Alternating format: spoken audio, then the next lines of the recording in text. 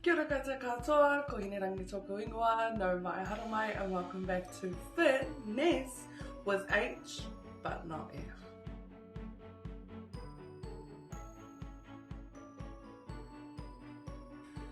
So obviously my daughter is not with us today, however this is going to be a quick video anyway, basically just around an update on what's happened over the last week or so, and just raising some awareness around some important issues that I would love to address.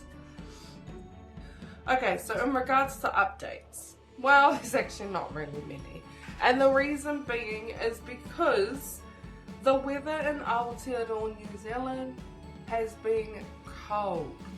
It is coming into winter soon, so that kind of makes sense, but there's just a bit of a nip in the air and it's just been cold, and so it's taken a toll in terms of our health. So we've all gotten a cold and the flu, but we are on the mend at getting better. One of the really cool things that we have managed to be doing is when we moved into our whare, the person that used to live here before was a lady who lived here on her own. And as I've been told, she took very good care of her gardens, and so it was always done immaculately. They said that in spring it was always beautiful, but by the time we moved in, unfortunately the lawns had been less cared for and kind of overgrown. So to keep ourselves busy, well, myself busy, while we were kind of mending over, getting over the flu and all sorts, is that we got outside and just got into the gardens and kind of cleaned it up a bit.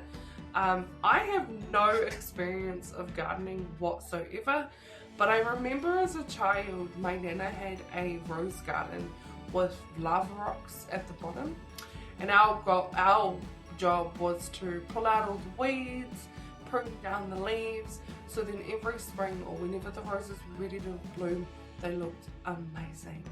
And amazing they did, which then gave me gratification in terms of all the hard work that I put into it, and it was well worth it. So I decided to carry on that legacy and start it at our own whare and kind of get the kids involved with it too. So we have taken it all out. We have planted a few flowers ready for spring, hopefully.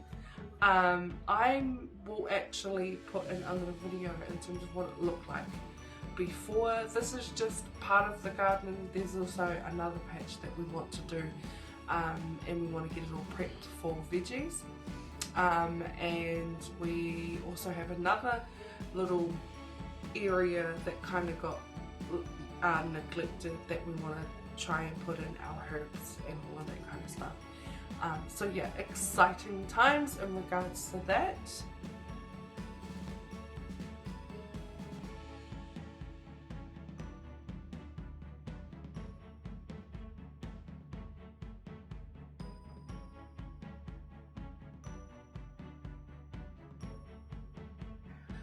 Another update that I want to let you all in on is the fact that we will be going in to see the doctor, myself and my daughter, to go get a full health examination, from our current height to our current weights, to any tests that need to be done in terms of diabetes, all of that kind of stuff, and also some blood work.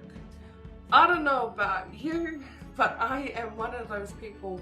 I have had multiple blood works done before, and unless the person who rings me back lets me know that everything's fine or there's issues, I have no clue what they say. So this time around, I actually want to have a kōrero with the doctors and get some clarification about what's actually the stuff that's written on these tests. What do they actually mean and what are they looking for? I feel like doing this will give us some learning and some education around what the doctors are seeing compared to what we see. The point of getting the full examination in terms of our height and our weight, another thing that I've been looking into is BMI, which is body mass index, and it's calculated through your height and your age, and then it gives you the recommendation or the recommended weight that you should be. One of the issues that I struggle with is whether or not these calculations or these averages are culturally appropriate. Now, I don't know if I'm correct or if I'm wrong, but it's just something I feel like I want to learn more about. Because according to these averages and these calculations, me and my daughter are considered obese. And in my last video I mentioned I am Cook Island Māori and my daughter is Cook Island Māori Niuean. And I just honestly don't feel that these calculations have a cultural component that take into consideration that aspect. But like I said, we will be going to see the doctor and have a discussion around all of this information, and we are hoping that you can come along with us as well to be a part of it, because I feel like it's something huge and I feel like it's important to share and just get some understanding around what is considered, what's recommended. Another thing that I really wanted to raise was taha hinengaru, which is your mental and emotional well-being. That has been something that has taken a toll on me in the past when I've previously delved into this journey by myself. And if I'm honest, I actually didn't take into consideration the medical side of it, so I never went to the doctors or anything like that. I just did it on my own. Whenever I got told that I needed to lose weight or that I was looking a bit bigger than usual, or just anything in terms of negativity, I was the all-in type of person. So I would go and buy new active wear, I would sign up to the gym, I'll jump onto a diet, I'll get rid of everything that was bad for me in terms of sugar and takeaways and everything, and then within weeks I crashed, burned, gave up, and just ended up back at square one again. So I can't stress enough how important your mental health can be when achieving any goal.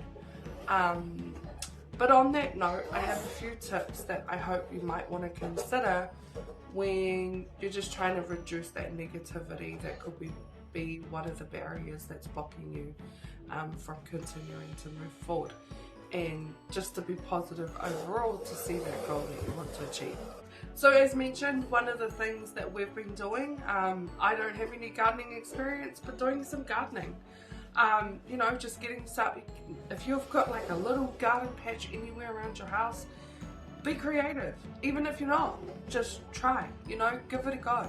Go outside, I don't know, grab some tools around the house and just turn something into something, and just kind of get your mind into a process where it's nourishing whatever's going on around you. It's taking you away from whatever's blocking you, and it's giving you something that you have control over and that you can focus on specifically to keep your mind active. And then I honestly feel that once you get into that process, you can start to begin or start seeing that positive outlook on, okay, so I can actually do something. And you know, you're just building up steps to get you to, you know, to achieve the bigger goal. Other than gardening, I have also tried some positive mindfulness interventions. So as we know, positive emotions are something that just make us feel good. One of the positive emotions that I have been focusing on is gratitude. And I have 2 gratitude intervention positive things that I have tried. The first one is a gratitude letter. So you find a significant person or think of a significant person in your life whom you are grateful for. And the goal is to write a letter and explain to them why you are grateful for them.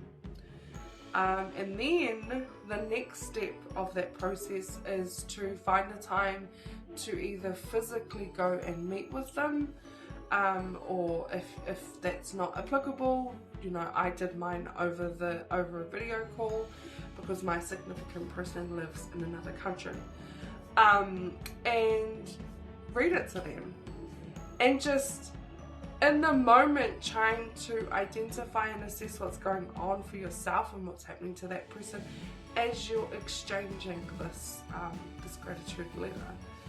I can honestly tell you now, my experience was amazing. It was an emotional roller coaster at the beginning, especially writing the letter. Another one is still on the gratitudes level, and this one is more kind of self-reported.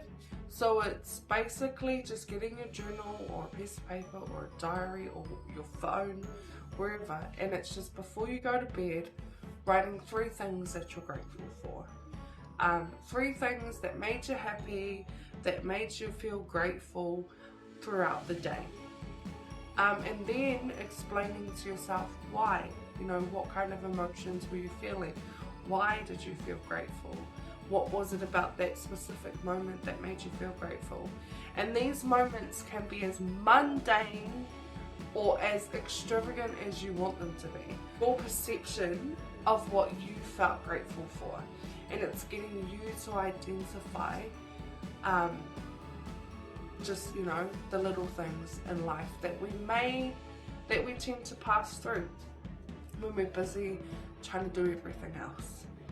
So to tie up everything, update, we're hoping to go get our health assessment done next week, which we want you to come along and have some courageous conversations with the doctor. We're going to be learning about BMI and blood work. In terms of creating some positivity to keep that mentality in check, is some gardening or something creative.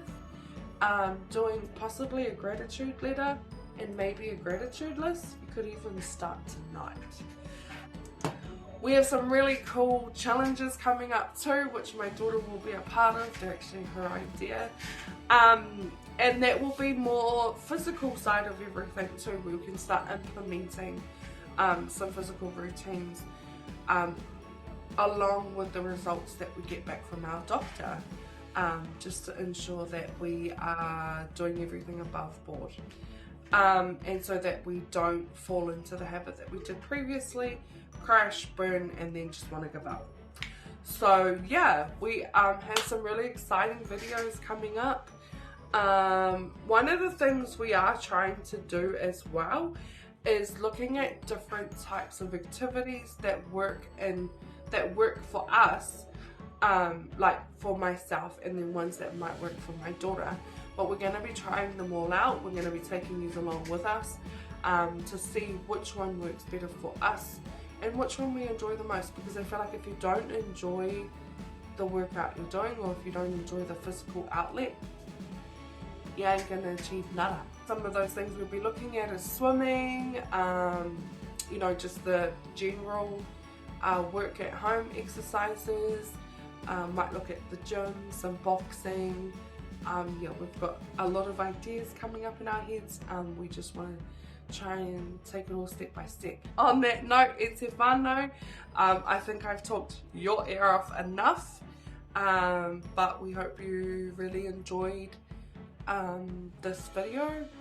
Be sure to subscribe, like, share, comment, so we can just learn, educate, and do whatever we need to do with as many people as we can. We're only trying to change the world one person at a time. Until next time, kakite!